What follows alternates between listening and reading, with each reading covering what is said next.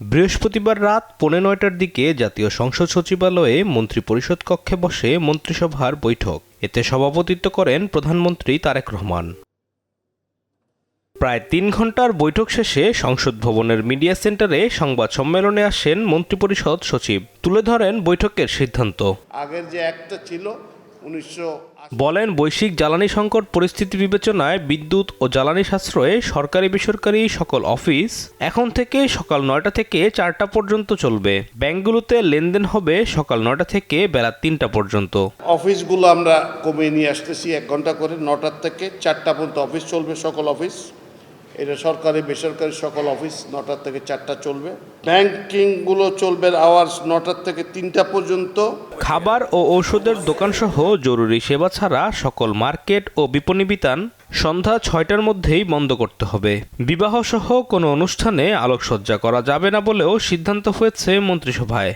হ্যাঁ, shopping mall, সব দোকানপাট বলতে শপিং মলও তার মধ্যে পড়ে। সকল ধরনের মার্কেট 6টার পরে কোনো মার্কেট চলবে না। খাবার দোকান। ভিগো ওয়্যার গার্ড প্রয়োজন মতো বাঁকানো যায়, অধিক চাপেও ভাঙে না। ভিগো। ওষুধের দোকান, এইরকম জরুরি যেটা অত্যাবশ্যক সবার সবসময় যা থাকে সেগুলো খোলা থাকবে। স্কুলগুলোর জন্য ইলেকট্রনিক বাস কেনার বিষয়ে আলোচনা ছিল জানিয়ে মন্ত্রিপরিষদ সচিব বলেন, সব ধরনের আপ্যায়ন ও ভ্রমণ ব্যয় কমানো হয়েছে। অনেক সরকারি স্কুলের বিভিন্ন স্কুলের জন্য অজস্র গাড়ি যায়, এখন থেকে এইটাকে পরিহার করে দিয়ে ইলেকট্রিক বাস নামানোর একটা সিদ্ধান্ত হয়েছে।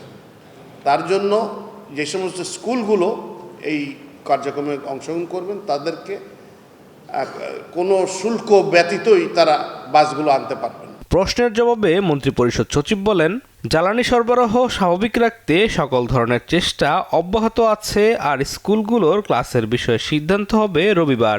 শিক্ষা মন্ত্রণালয়ে যে বিভিন্ন জায়গায় যে চাহিদা আছে বিভিন্ন পর্যায়ে, সেটা বিবেচনা করে নিয়ে রোববার থেকেই কিছু আলাদা নির্দেশনা দেওয়া শুরু করবেন। আলিমুজ্জামান সাফওয়ান, দেশ টিভি, ঢাকা। ওইদিকে যাক, তো উনি চেয়েছেন যে এখানেই আমরা মিটিং